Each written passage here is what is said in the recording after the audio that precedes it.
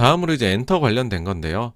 일단은 컴백 결과랑 이제 예정 보시면 11월 10일에 투바투의 일본 앨범, 지금 그전 앨범, 일본 앨범이 초동이 8만 장이었는데 요번에 17만 장으로 하여튼 투바투 진짜 잘하고 있습니다.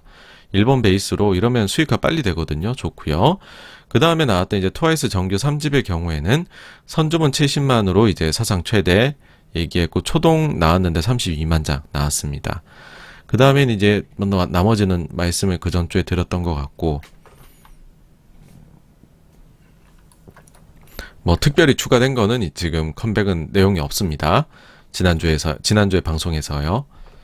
그 다음에 이제 특이사항이라고 한다면은 니주가 이제 2년 연속으로 홍백 가합전에 출연이 확정이 됐다라는 겁니다. 그래서 니주의 일본 인기는 상당한 실체가 있다. 그걸 다시 한번 생각해 주셨으면 좋겠고요. 사실 홍백 가합전 끝나고 나면은 뭐 일본스러운 데이터들이 많이 나옵니다. 아주 디테일한 데이터들. 예를 들어서 이제 홍백 가합전에 가수들이 수십 명 나오는데 그 가수가 나왔을 때의 시청률이 변동이 몇 프로나 되었냐, 플러스냐, 마이너스냐. 이것도 다음날 신문에 다 실리거든요. 그것도 한번 나중에 니주가 홍백 가합 나오고 나면 한번 보십시오. 예, 제 기억에는 작년도에 나왔을 때에는 거의 최상위권이었어요. 이제 그 전에 사람 대비해서 시청률을 올려주는 거에서 거의 최상위권이었거든요. 예, 요번에도 한번 또 보시죠. 그 다음 이제 또 뉴스 나왔습니다. 뭐 CJ ENM SM 엔터테인먼트 인수 확정 막 이러면서 금요일에 장 끝나고 한 6시 정도쯤에 나왔죠. 이수만 씨의 지분 18.53%에 대해 갖고서 약 한 6,300억. 요거를 이제 반대로 해보면 전체 기업 가치 3조 4천억으로 해줬다는 거죠. 근데 이건 뭐 계속해서 뉴스만 나오고 했으니까는 그 다음에는 뭐 사실 이제 전 그래 공시 나와야 됩니다. 이거 이제 M&A에 대해 갖고서는 이제 섣부른 예측은 금물이니까 오피셜 뜨기를 기다리셨으면 하고요. 그 다음에 이제 CJ ENM이 스튜디오 타이거부터 이제 완료하고 SM 엔터 관련 딜을 마무리할 것이다라는 이제 그 소문들이 있었죠. 근데 이제 요 소문대로 가는 것 같아요. 그러니까 일단은 할 거 해야죠. 지금 CJ ENM에서 상반기부터 준비를 했던 게 있으니까. 근데 요게 이제 좀 마무리 단계로 보여요. 뭐냐면은 처음에 이제 요거 얘기할 때 나왔던 것들. 이제 이미 뭐 상반기 때 얘기됐던 거죠.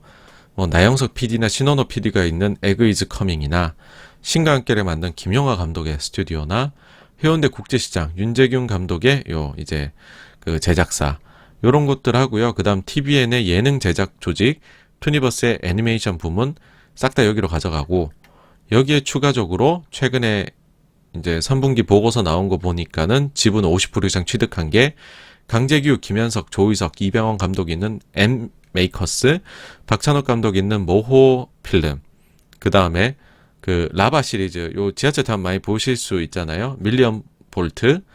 그 다음에 최근에 이제 뭐 지난주에 나왔죠. 미국의 라라랜드 만들었던 곳. 여기 지분 80%에 대해서 약 한 9천억대. 예, 요거를 주고서, 이제 사겠다라고 얘기를 했으니까는, 요 정도에다가, 그 다음에 이제 공시가 나왔죠. 19일 날에. 물적 분할을 통해서 신설 법인을 만들겠다 보니까는, 예능, 드라마, 영화, 애니메이션 사업의 주요 제작 기능을 하겠다. 이제 타이거 될 건데, 글로벌 콘텐츠 제작 역량 강화를 위한 효율적 멀티 스튜디오 시스템, 글로벌향 K 콘텐츠 제작 확대 및 IP 유통 등 수익 사업 극대화라고 했습니다. 그래서 그럴 만한 지금 멀티 스튜디오 라인업이죠. 이 정도면 엄청 화려하죠. 예. 그래서 이 부분은 거의 뭐 마무리되어 가는 것 같고요. 어차피 SMD를 하려면 연내해야 됩니다. 그래야 지주사법에서 이득을 좀 보니까. 예. 그래서 그 뒤에 어쨌든 진짜 CJ가 맞다면 딜이 이렇게 되겠죠. 그 다음에 이제 투어 발표들이 있었는데 트와이스 같은 경우에는 한국 다음으로 이제 미국 내년 2월달 이렇게 이제 확정지어 얘기를 했고요. NCT 같은 경우에는 이제 두 번째 투어인데 서울부터 시작인데 일단 고척 스카이돔 나왔습니다. 그래서 뭐 어쨌든 공연 쪽으로 이제 리오프닝 해가지고 위드 코로나 하면서 가고 있다는 거고요. 그 다음에는 이제 SM하고 JYP 실적인데 SM이 딱 한눈에 보시기에는 컨센은 하회한 실적을 냈죠. 컨센이 174억 영업이익인데 141억이 나왔습니다. 근데 연간 이제 한 번 지불하던 상여금을 두 번 나눠서 안분해서 인식한 비용, 그 다음에 사후 이전 비용이 이제 지난 분기에 있어서 조금 아직 남아있던 거 나온 거 반영되는 거를 생각을 하면 사실은 컨센 이상의 실적이 나온 것이기는 하고요. 그 다음에 이제 그 연결 회사에서는 일본 법인이 다시 또 조금 적자가 21억 정도.